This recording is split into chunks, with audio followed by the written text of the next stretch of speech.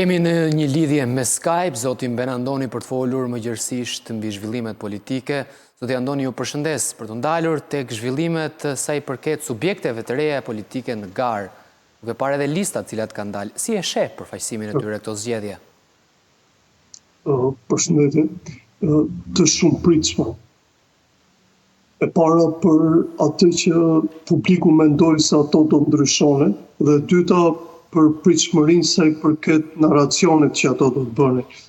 Por me çfarë është parë deri tani dhe sidomos në ditët e fundit, duket që përfaqësimi i tyre lë shumë për dëshiruar. Ka një lloj pjekurie të themi ke aktorët e vjetër që ju po jepni tani në këtë moment, zotin Shej me zotin Ali Bej dhe individët e tjerë të cilët janë bashkuar, është duket serioze pra partia e zotit Shej, duket serioze partia e zotit Qori. Partitë e tjera të cilat kanë pasur akses më të madh në publik, qoftë të ndihmuar edhe prej medias shumë, Lëvizja Bashk, Lëvizja e zotit Shabani, duket që kanë lënë diçka për të dëshiruar. E para nga listimi i individëve, të cilët ishin familjar të tyre dhe të afërm të tyre, por nga ana tjetër dhe mënyra se si ata kanë ndërtuar gjithë narracionin e tyre për këto zgjedhje. Me çfarë është parë, edhe këto parti kanë synuar dhe janë drejt partive one man show, ku neve në momentin që flitet për parti specifike, menjëherë shkohet tek një individ i caktuar.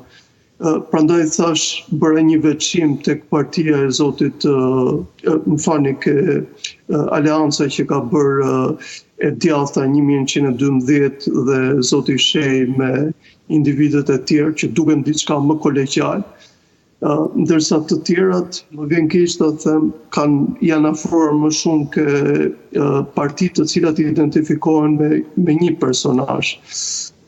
Ajo që mungon, paçka për shembull se ato kanë qenë më të shpejta për sa i përket shpalosjes programit, dhe kjo mendoj se është një gjë e mirë e tyre.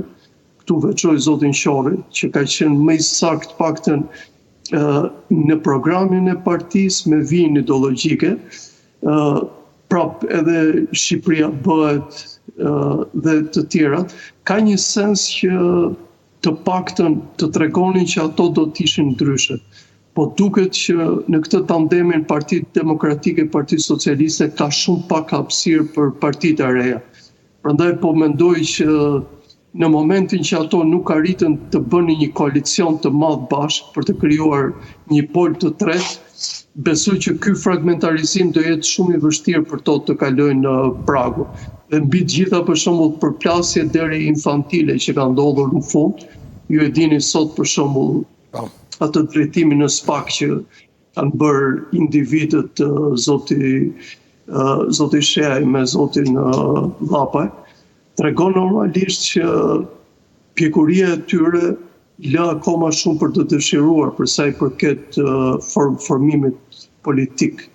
Dhe do të shikojmë, sepse ndoshta s'duhet i paragjykojmë, por atë që publiku pret për një lloj normaliteti, për një lloj sjellje të re, më vjen keq që është parë shumë pak. Përveç këtyre partive që thash në fillim, të djallëve të zotit Shej dhe të zotit Ali Bej dhe diçka të majtëve të zotit Qori.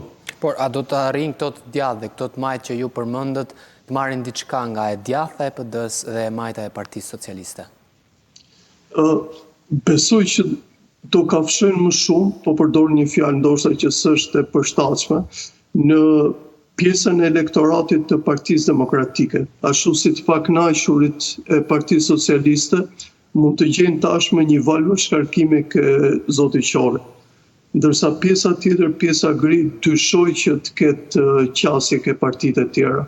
E para sepse individi shqiptar kërkon një lloj pjekurie tek individi i cili drejton, po nga ana tjetër të ndihmon pak filozofia politike shqiptare, të paktën deri tani, sepse nuk mund të gjykojmë më vonë, që shqiptarët kanë nevojë për lider të sprovuar dhe lider të cilët kanë statura.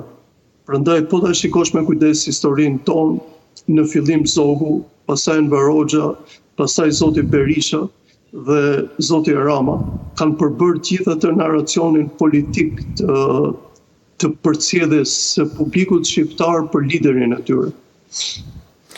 Në mendimin tuaj, a do të arrijnë këto subjekte të reja politike, edhe pa krijuar atë frontin apo koalicionin që ju thatë, të defaktorizojnë dy partitë e mëdha që asnjëra të mos arrijë 71 deputet? Dyshoj për arsyen e vetme që shikoni Sebastian, ju vetë për shkak të kulturës politike dhe në filozofia rinit kuptoni që të ndryshosh diçka duhet të formësosh diçka e cila të ketë identitet dhe të tregoj realisht objektivin që shkohet nga pika A deri tek pika B. Po ta shikoni me kujdes këto parti, megjithëse artikulojnë mirë, sepse për hir të vërtetës liderët e tyre janë të shkolluar mirë, duket që janë lider të cilët lexojnë, krejt ndryshe nga njerëz të tjerë që janë kalcifikuar në pushtetin tonë, por me çfarë shikon i mungon realisht përvoja dhe sidomos mosnjohja e mirë e realitetit shqiptar. E para që është ajo që thash pak më përpara, që me kalimin e kohës duhet tregoni kolegjialitet brenda partive të tyre dhe sidomos vizion të qartë për vendet ku do shkonin. Prandaj duket që zoti Qori ka një avantazh në pjesën e majt, ashtu si zoti Shehi për shkak të përvojës ka një eksperiencë të vogël për ta çuar elektoratin e djathtë në iden ku shkon ai, por megjithatë zoti Shehi është thjesht e identifikon me një person të vetëm gjithë partinë. Ashtu si nga ana tjetër partinë e zotit Qora e identifikon vetëm me të dhe me pak njerëz të tjerë përveç jush për shembull që intervistoni, dini njerëz të tjerë, por njerëz të tjerë nuk i di pothuajse askush. Dhe kjo mendoj që i krijon shumë vështirësi për të krijuar frymarrje të mëdha, për të bashkuar dhe parti që nuk janë shumë larg spektrit ideologjik, por që kanë qëllim realisht për të krijuar identitete politike për të ardhur në fuqi. Me çfarë shikoj hezitimi më i madh që ne është ke vetë parti. Ashtu si po ndodh me Partinë Demokratike që po tregon që nuk është e hetur për pushtet. Duket që Partia Demokratike, më vjen keq ta them, nuk do të vinë në pushtet. Dhe kjo është një tronditje shumë e madhe për elektoratin e vet, po sidomos për njerëzit që kanë varur shpresën ke një alternativë ndryshe e politikës sot. Kur sheh programet, zoti Andoni, kur i sheh me kujdes, për shembull Partia Demokratike thot ne kemi më të mirin sa i përket një lloj konservatorizmi. Zoti Basha kemi jo vetëm konservatorizëm, thot, por e kemi konservatorizëm social. Po të shohësh zotin Shehi dhe zoti Ali Beaj, kemi program më konservator dhe më të djathtë edhe për pronarët, edhe për të përndjekurit. Majtas, zoti Rama thot, përveç se do t'ju fusim BE, por programi jonë është më social. Zoti Qori thot që ne kemi programin më social të mundshëm tek e majta, edhe Shqipëria bëhet e zotit Lapaj ka një ndërthurje midis të dyjave.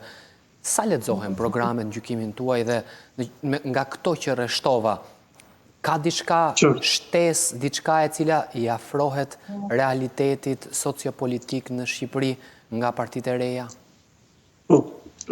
Keni shumë të drejtë me vëshkimin që keni bërë. Po të shikosh me kujdes, programi zotit Qori është program më i majtë se programet e partive tjere që mëtojnë të majtën.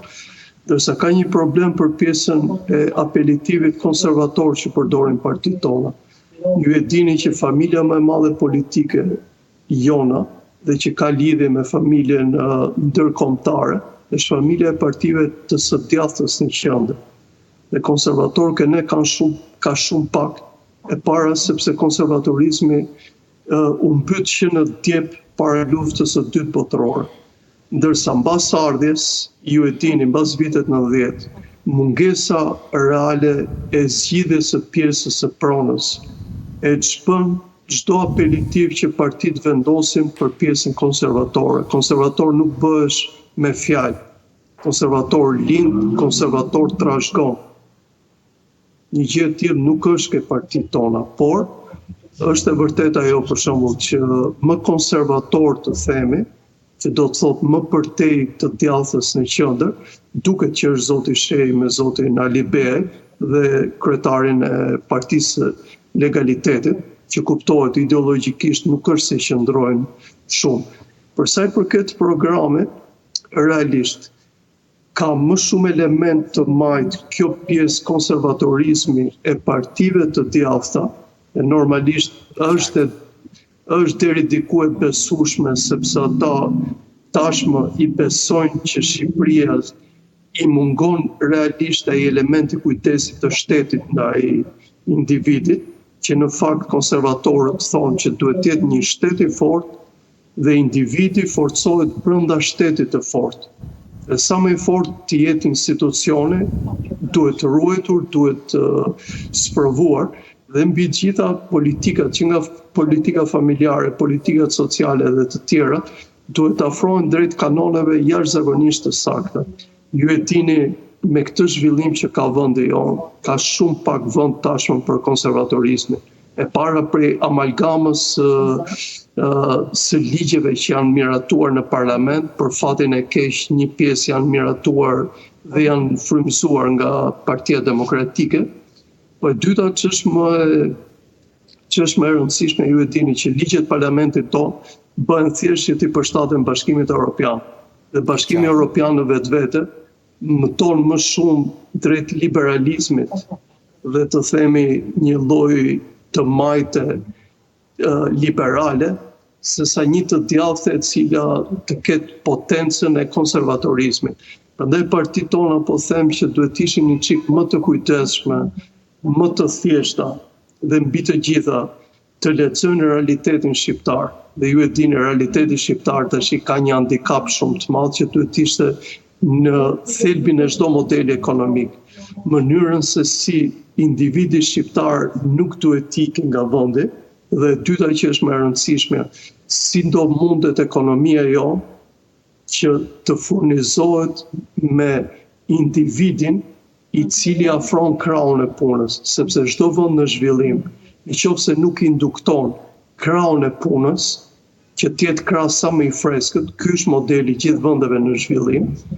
Atëherë më besoni, çdo model që ti mund ta lexosh, mund ta vizatosh, mund ta krijosh, sepse tani modelet janë shumë të thjeshta, janë të thjesht i përshtat për qëllimet e tua.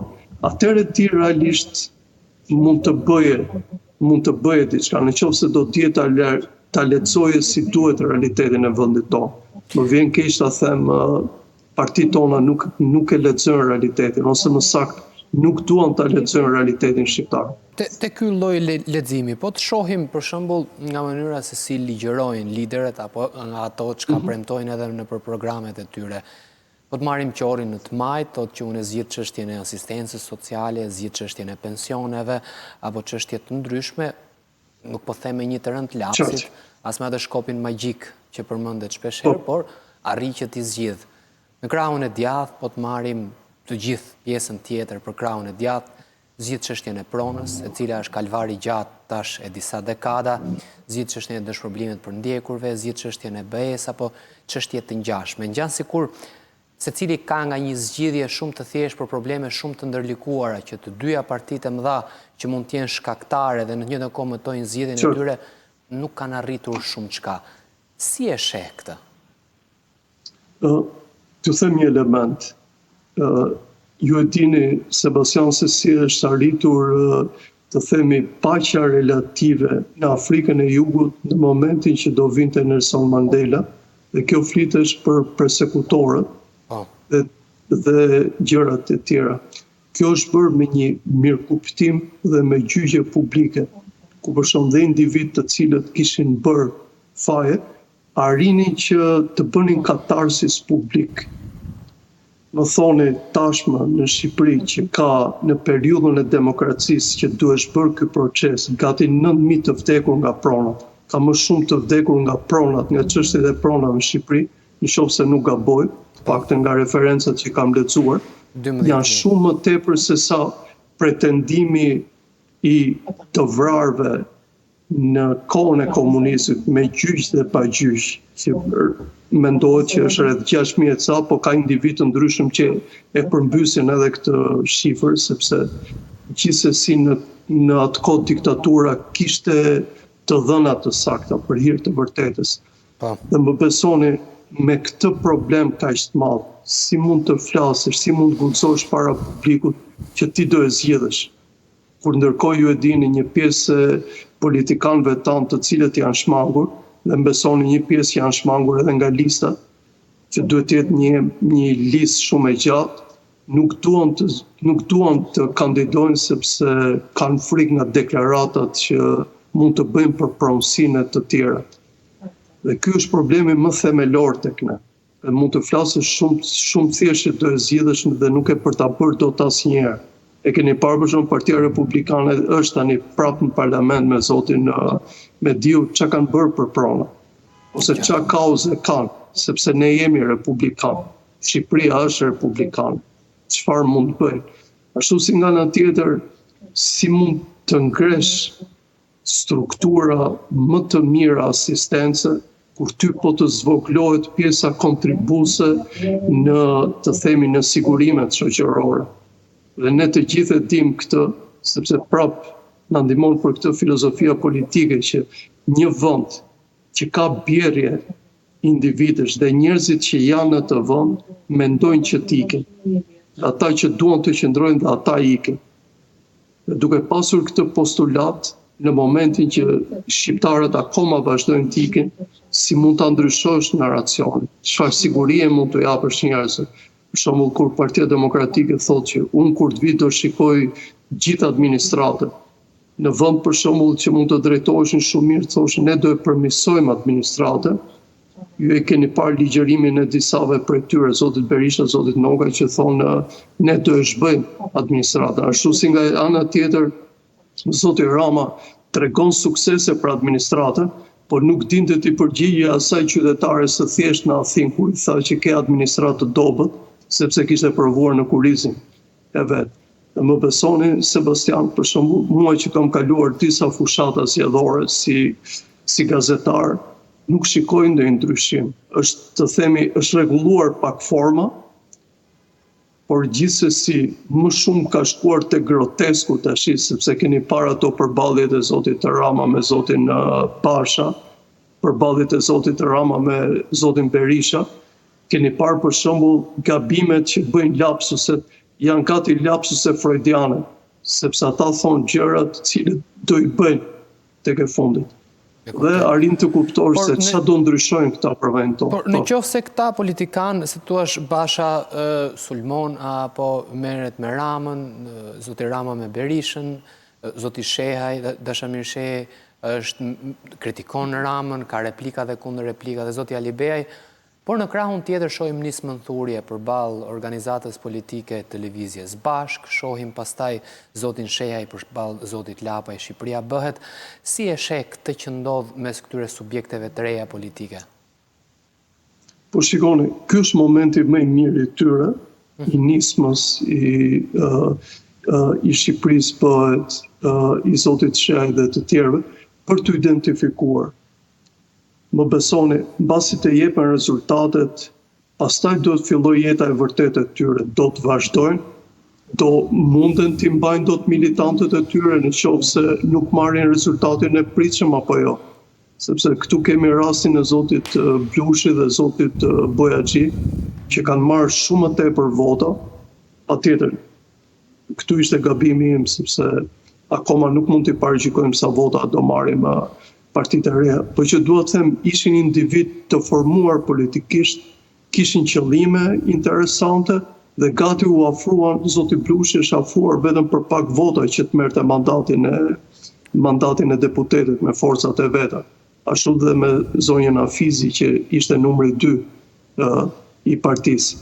Dhe do shikoni në 12 maj se sa individët e këtyre partive do i mbështesin dhe do kemi këtë narracion, apo në këtë moment u duhet që të mbajnë këtë, e para për të justifikuar veten, po e dyta edhe për të marrë të mbështetjen e mëvonshme nga KQZ-ja nëse arritin parametrat e duhur për të mbajtur formacionet politike.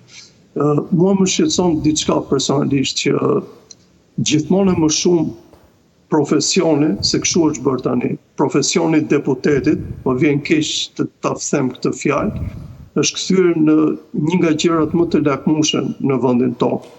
Ndërkohë që individi shqiptar duhet mendonte si në kapitalizëm të kishte një vend të punësohesh, një vend ku të merrte të ardhurat dhe të ndërtonte jetën e vet, tu përpjekje shumë individëve të cilat kanë dhe karriera, të themi, të mira, synon që të shkojnë në parlament sepse beneficet janë shumë më të mëdha se sa beneficet e një individi thjesht shqiptar. A sheh mundësi, për ta përmbyllur me një pyetje të fundit me votën e diasporës, sheh mundësi që vota e diasporës të favorizojë ndonjërin prej subjekteve të reja politike, apo do të kanalizohet më shumë tek partitë tradicionale, PD dhe PS? Besoj që do kanalizohet. Në momentin që kodi zgjedhor nuk përcaktoi që ato të kishin disa vendse, unë besoj që ata do parcelizohet vota e tyre dhe përpos që mund të them kam një parashikim që një pjesë e tyre për shkak të vështirësisë së votimit as edhe nuk ka për të votuar. E kuptoj. Zoti Andoni, faleminderit, si gjithnjë kënaqësi. Faleminderit. Faleminderit, mbrëmje të mirë.